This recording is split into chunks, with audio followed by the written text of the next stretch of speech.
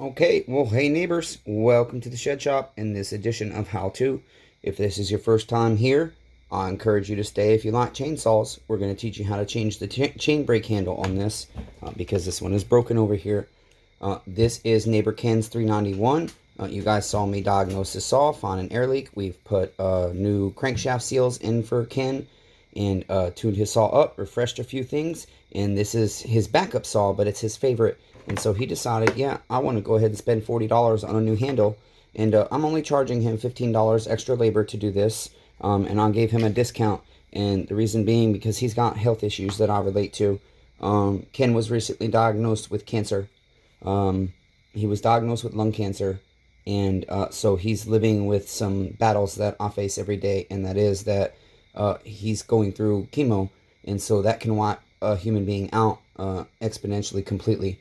And my pain does that to me. And so while we're not facing the same exact battle, we're facing a very similar battle. And so I've donated a few parts to him, whether he needs that or not. I just feel like somebody that's facing that kind of battle, just somebody being nice to them, even if they can't afford to pay me, just being nice to them, I hope it helps his life. And so, love you, neighbor Ken. We're going to go ahead and get to work here, neighbors. And we're going to show you step by step what you need to do to replace this. So the first thing I'm going to do is pause you, because you should know how to debar your saw. We're going to take sprocket cover off, take the bar off, and then we'll be back with you. Okay, once again, I do apologize about the light. I'm more comfortable working over here right now than I am in the small shop.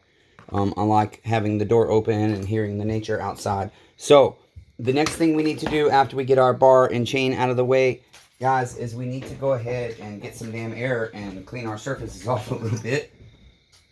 Okay. Fortunately, the compressor's next door, so we don't have to hear it run too much. Damn, dust in the eye. Wear safety glasses, neighbors. Right in the eye. Right in the eye. Ooh, yeah. That's a good one. I got a good dirt goober in the eye. Okay.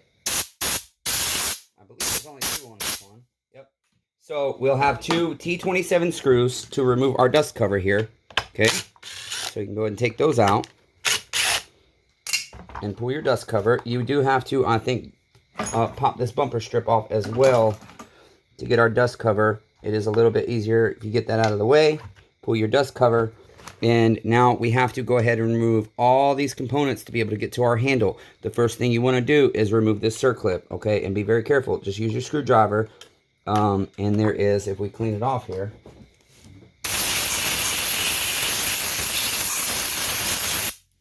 There's the compressor.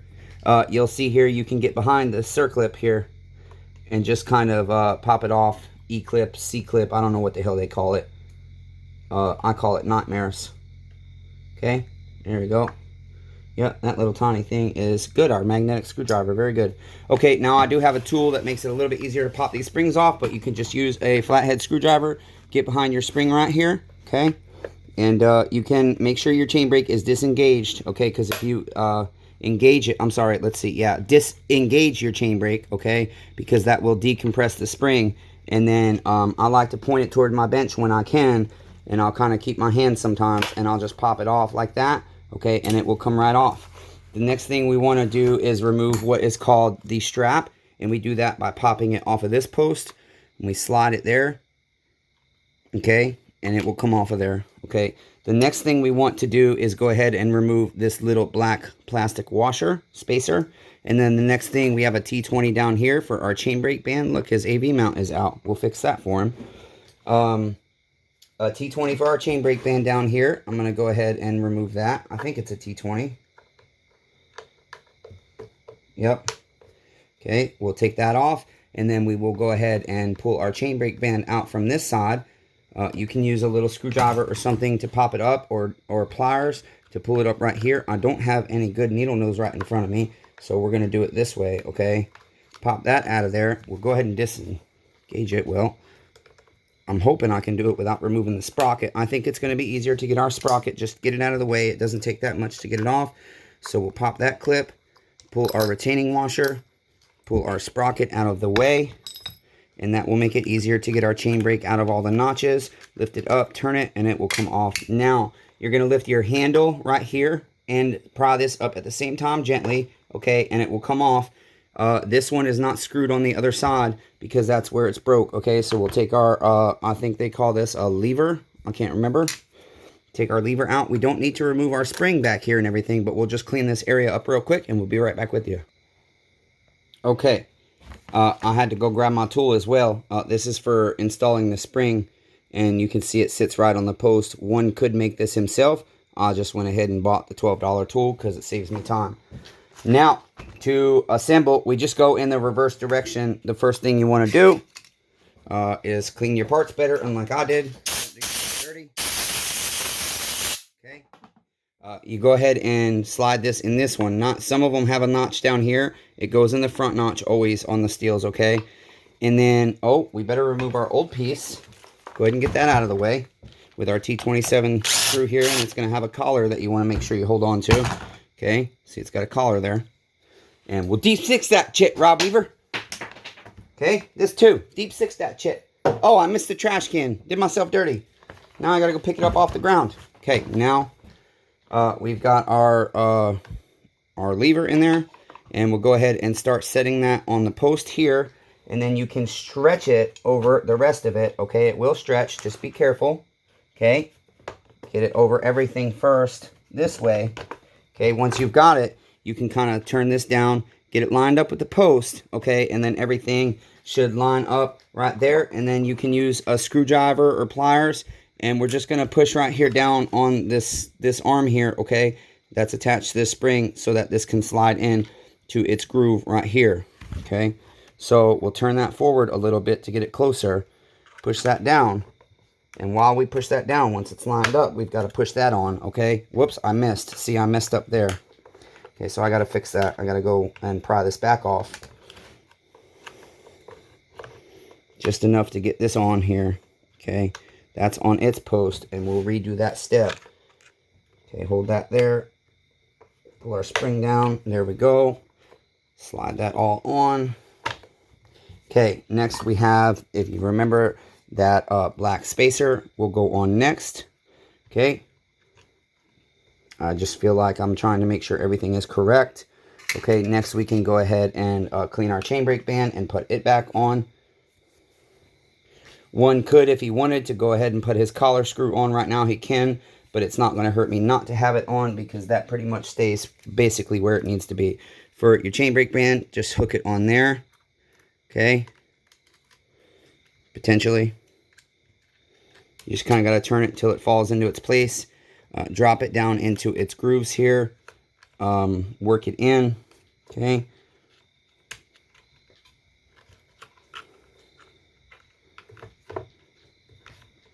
I feel like I shouldn't be struggling like this right with this. Okay, so I'm just pulling on it to make it smaller there. Okay. And we'll set it down in this groove. Make sure everything is nice and set where it needs to be. Take your T20 screw, go ahead and put that back in the bottom of your chain brake band here to secure it down here. Potentially. Sorry neighbors, I'm hurting real bad. I got to clean the head of the screw out. There we go, that should help. It did. We weren't getting enough bite on our screw. And you can use Loctite on this. I don't ever find saws with this screw missing, so I don't usually use Loctite on it unless I have it right in front of me and I'm using it for other stuff. I'm struggling with this screw a little bit. It doesn't want to grab. There we go. Okay, perseverance, right? And since our AV mount is out, we're going to have to fix that. Okay, I'm going to use a little spit since I don't have no press oil. Sorry, I'm spitting on your saw, Ken. Okay, and that goes in there. You can see it's got a little groove. It needs to sit on the plastic. Okay. Is that the right way? I think it actually goes the other way. I'm trying to think. Let's see. Yes, it would go. No, it goes that way. That's correct. No, it does not. I think that's incorrect, neighbors. Let's see here. I might have to take his saw partially apart because I don't think that's correct. I'm going to put it in and see what it looks like on the underneath here. Okay. And when I look at it and I see that it cannot touch against the frame, I know that's incorrect. So I don't think I will be able to get it, but we're going to try real quick. I might have to get something to create me some space here. Yeah, that's not going to work.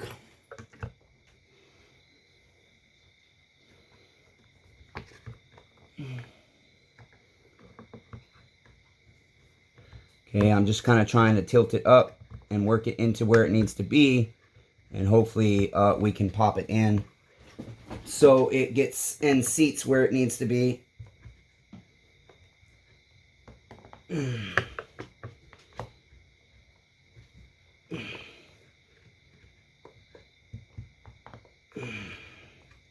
Okay, this one might take a minute. This is kind of hard to do if you don't take the saw apart and have space to work this in. And that is the thing. Sometimes that is simply what you have to do. You have to... I'm not even quite sure why this was out like that. Potentially the last person that worked on it, or when I had it apart, I could have made this error myself. But there we go. We got it. Yep, we did. Okay, excellent. I had it. Darn it. Okay, there we go. Okay, excellent. So that's back where it needs to be. Let's go back up here. Next thing you need to do is your strap, okay? And it's, again, notched out on this side, so we put it on there and slide it forward.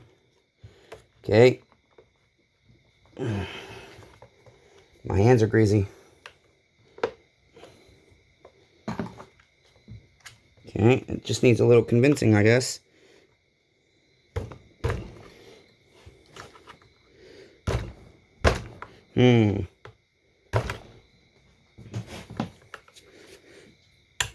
Here we go.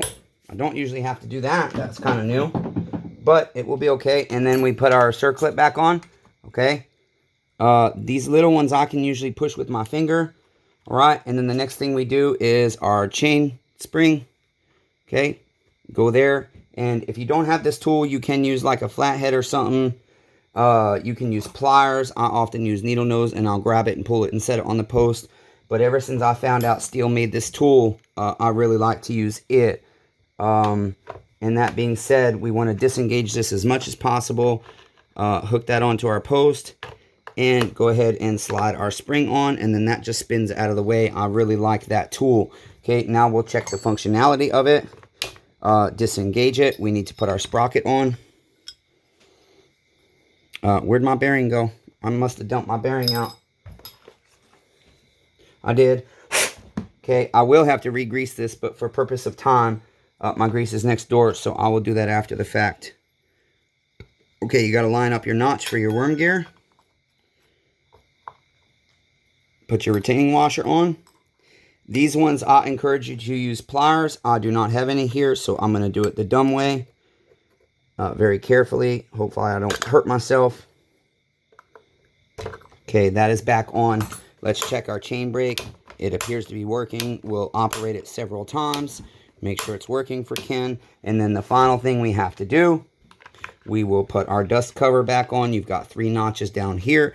His is broken right here, but I don't think it's going to hurt him any. And so to save him, like, you know, a $30 bill, potentially 20 or 30, I don't know how much they're charging for this damn cover. We will go ahead and reuse this part because I think it is just fine like that. I don't think it's going to kill his saw to have it running like that. It's probably just been hit with a chain at one point. I did donate him a new chain tensioner. And then you guys just put on your bumper strip. Okay. Then you'll put your your 2 T27 screws back in. Right here and here. I need to go get Loctite. This is something I like to Loctite. This is a 391, even though it's got a 311 badge.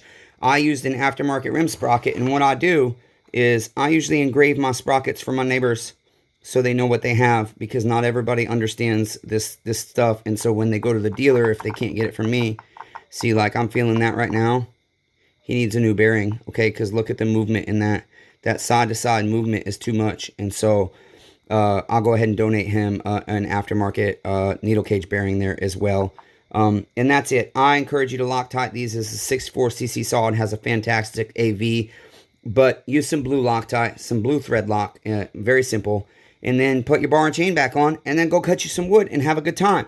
And while we do that, what are we going to do, neighbors? We're going to be kind to one another, because everyone's facing a battle. I love all 8 billion of you, even though I suck at it. Damn it. Till next time, neighbors.